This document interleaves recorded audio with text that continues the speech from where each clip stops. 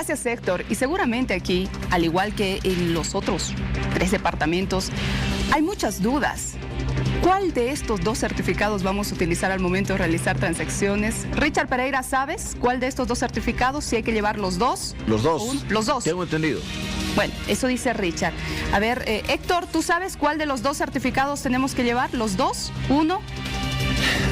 El que quieras, puedes utilizar los dos. Sí, puedes utilizar los dos, o el que tenga más extensión en la fecha. Pero puedes utilizar cualquiera. Perfecto.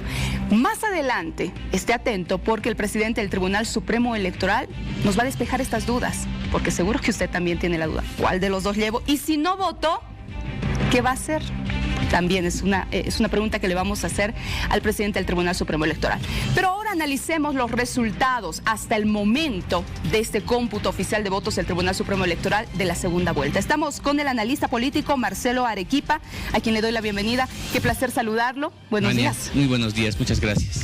A ver, don Marcelo, acá la pregunta de rigor es, ¿qué pasó con el MAS? Mira, yo creo que hay que hacer una diferenciación en el caso del movimiento al socialismo en el siguiente sentido.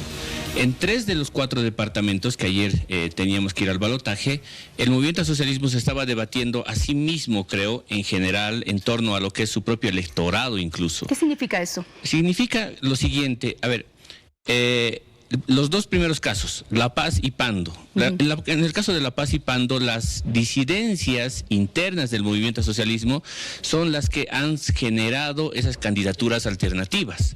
Además, disidencias internas que han aparecido los últimos meses. El caso de Jayaya y el caso del MTS en Pando. Entonces, porque don Reyes Richter es disidente del MAS. Sí. Sí, es decir, por eso, como decía, esos además son disidencias que han aparecido los meses pasados. Solamente no son disidencias que llevan años formadas, sino son muy próximas, ¿no? Además, disidencias que han sido interpeladoras a la dirigencia del MAS, no al partido como tal, sino a la dirigencia. En el caso de Chuquisaca es distinto. Es una disidencia que ya apareció hace muchos años ya atrás, desde el 2015, en realidad, con Damián Condori, pero que también sale de ahí, es decir, es una escisión interna del MAS, no es que es una oposición política antimasista.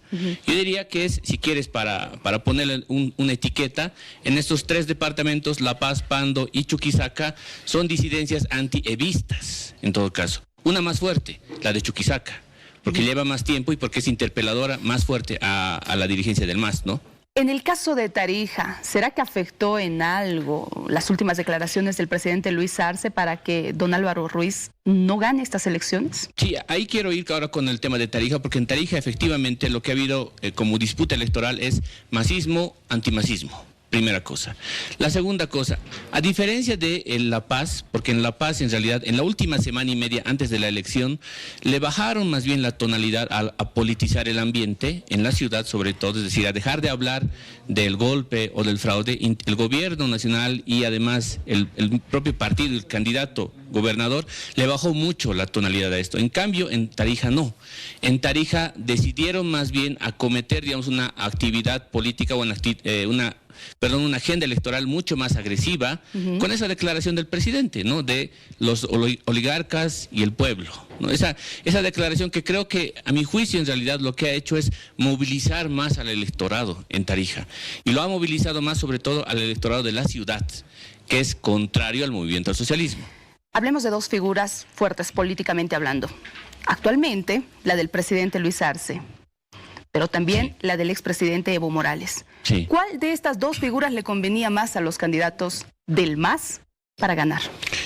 Mira, yo creo que ninguno de ellas, pero por lo siguiente, yo creo que si hay una figura que genera bastante rechazo a nivel de las ciudades principales, de las capitales, del departamento, es Evo Morales. Y es más que evidente hoy día que el nivel de rechazo público, por lo menos que tiene Evo Morales, es muy fuerte. Y segundo, el presidente no es político, el presidente no actúa en realidad en términos de ser el líder político de algo. El presidente, yo creo que allí donde va, no es que sume votos, pero tampoco es que vaya a restar votos, no es que es, digamos, un agente, en realidad yo lo digo, neutro. En el caso de Tarija distinto porque se anima, digamos, a querer acometer algo, ¿no? Excelente aclaración. El presidente Luis Arce no es político. Bien, avancemos. En el caso de La Paz, y también de los otros departamentos, no hubo la asistencia que se esperaba. Candidatos poco simpáticos que simpatizaban a la gente. ¿Qué pasó? Mira, yo creo que esto tiene que ver con qué hicieron los candidatos, ya sea como estrategia o ya sea, es decir, como estrategia para no generar movilización o ya sea como un error para no poder conectar con el electorado. Voy por lo primero. Yo creo que al movimiento al socialismo en realidad no le convenía mucho que el electorado paceño de La Hollada se movilizara y fuera a votar, porque la tendencia, claro, en la ciudad de La Paz es desfavorable al movimiento al socialismo. Entonces de ahí que no es que haya sido un candidato aburrido Franklin Flores, sino que su estrategia política obedecía más bien a la idea de no movilizar mucho al votante de la ciudad de La Paz y sí intentar articular las provincias y alianzas más chiquititas, ¿no? Con Pambol y con el MTS. Ahí voy a quedarme un momento porque muchos de los candidatos han señalado de que falta el lado fuerte del movimiento al socialismo, que es el área rural. ¿Estos resultados pueden cambiar? Mira, hay que tener yo le pondría ahí, digamos, si quieres, una nota al pie a lo que acabas de decir, porque la masa más grande de votación del departamento de La Paz está congregada en la ciudad del Alto primero y después la ciudad de La Paz.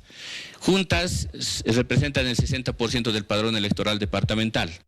Si más o menos por la tarde de hoy o por la noche de hoy, vamos a ver si avanza bien el cómputo, vemos que hay un resultado que está más o menos ajustado entre los dos, entonces yo diría que sí, habría que esperar más bien el voto de las provincias, que es el que llega después.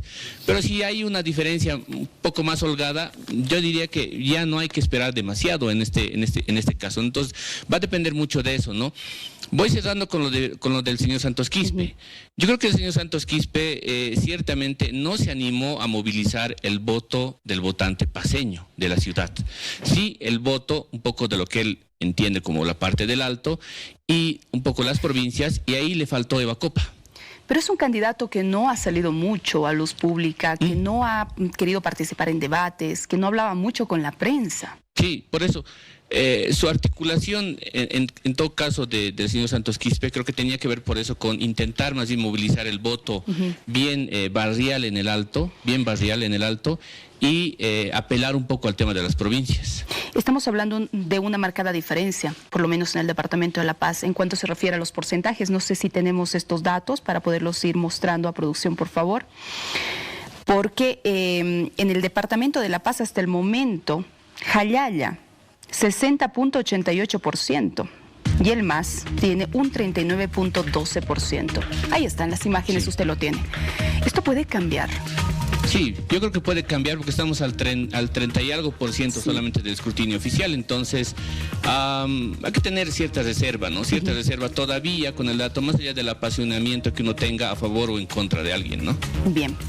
En Chuquisaca, vamos a observar también, por favor, en Chuquisaca, porque ya estamos al 31.67%. ¿Todavía puede cambiar este escenario? Mire, ahí está, en pantalla ya lo tenemos. 71.32% para el candidato Damián Condori y el MAS con 28.68%. Marcada diferencia también. Marcadísima diferencia en todo caso y creo que un poquito más difícil en todo caso de remontar para el movimiento al socialismo, ¿no? Así es. Vamos a ver ahora qué es lo que sucede con Pando. Nosotros también acá, a través de la aplicación del Tribunal Supremo Electoral, estamos revisando estos datos. Y todos lo pueden hacer, sí, visitando computo.oep.org.bo. Vamos a ver lo que sucede en Pando. A ver, atención, estamos actualizando también los datos. Acá ya tenemos el total de actas computadas, 64.29%. Ya bastante avanzado, ¿no?, el cómputo. El movimiento Tercer Sistema, por cierto, el movimiento Tercer Sistema ha ido ganando muchos espacios, ¿no? Como una alternativa para algunos candidatos. Sí. 59.38% y el MAS con un 40.62%. Sí, es decir, aquí creo que ya Los dos departamentos sobre los que vamos a saber, yo creo, más pronto es Tarija y Pando por la masa de votación que tiene, es bastante reducida, ¿no? Y por lo menos lo de Pando, creo que eso sí ya es bastante irreversible en realidad. A ver, en Tarija, escuchábamos ayer al candidato del MAS, don Álvaro Ruiz, señalar de que iban a llegar a un resultado ajustadísimo, ¿no? A ver, veremos qué es lo que sucede. Y a propósito de Tarija, lo vamos a ver en este momento, a ver qué es lo que sucede. Don Oscar Montes, 59.94%, y don Álvaro Ruiz, 40.06%. ¿Cambiará? A ver, ¿al cuánto por ciento? 45.67%. Sí, o sea, tiene que haber alguna variación seguramente ahí. Como te decía, Vania, yo creo que hay que esperar todavía, por lo menos hoy en la mañana y en la tarde, para cerrar Tarija y Pando. Ya en el contexto nacional, el movimiento al socialismo, ¿cuántas gobernaciones ha ganado, alcaldías? ¿Era un resultado que lo esperaban o no? ¿Qué pasó? Mira, yo creo que mientras no tengamos el resultado oficial final de todo, no vamos a poder tener el mapa, ¿no?, completo de las gobernaciones. Ahora, hay gobernaciones que pesan más que otras. Puede uno ver el mapa, pero el peso específico de algunas es mucho más importante que otras. La gobernación de La Paz, por ejemplo, en términos concretos, no es muy pesada en términos políticos, porque el gobernador de La Paz, sea del partido que sea, es absorbido por el poder central. A diferencia de Santa Cruz, por ejemplo. Por eso, y el otro caso, del otro extremo, donde sí, de verdad, se nota que tiene que haber un gobernador, y hay un gobernador, es en Santa Cruz, yo diría también Tarija, y diría también un poco más Cochabamba. ¿Y en Chuquisaca? En Chuquisaca sí hay un peso, pero el peso también recae, creo, en el alcalde de Sucre, de la capital. Distinto, por ejemplo, bueno, más o menos parecido, más bien en todo caso, al departamento de Potosí, donde tanto el gobernador como el alcalde se reparten un peso importante político. ¿Se podría hablar de una derrota al movimiento al socialismo en estas elecciones subnacionales o no? Yo creo que hay un desempeño que es menor del movimiento al socialismo en esta elección 2021 subnacional respecto de la del 2015 subnacional también. El desempeño electoral comparando elecciones no es el mejor, no es el mejor. Bueno, don Marcelo Arequipa, gracias por haber estado con nosotros. Un placer, como siempre, conversar. A ti, Vania, gracias. Bueno, hay muchas dudas todavía que quedan con relación al tema de las elecciones subnacionales de esta segunda vuelta. Más adelante vamos a estar con todos los detalles a propósito de qué certificado, ¿cuál? ¿El del 7 de marzo o el del 11 de abril? ¿Cuál debe llevar? A ver, esto fue lo que dijo don Salvador Romero. Escuche. Los certificados de sufragio tienen una validez de 90 días y no pierden su validez por la realización de un otro evento. Esto significa que los certificados de sufragio que fueron entregados a los ciudadanos el domingo 7 de marzo tendrán una validez hasta el 7 de julio. En tanto que los certificados que han sido emitidos hoy tienen una validez también de 90 días y duran hasta el 11 de julio.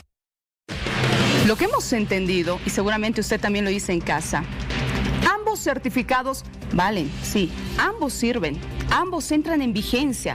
Este que ya está en vigencia desde el 7 de marzo y este justamente desde el día de ayer. Pero hay un lapso, un mes exactamente, donde el último certificado, el que le han entregado este 11 de abril, va a tener una validez hasta el 11 de junio.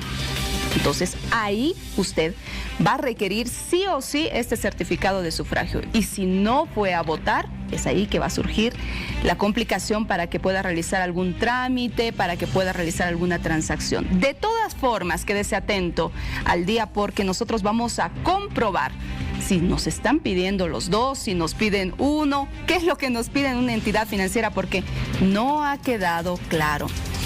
Muchas personas, no todas, porque sí hubo ausentismo, fueron a votar para poder obtener este certificado de sufragio porque existía la duda. Pero a ver, vamos a ver qué dicen las autoridades, vamos a ver qué pasa en las entidades financieras, cómo llevan adelante este proceso de control. Seguramente usted tiene dudas. Héctor, estamos contigo.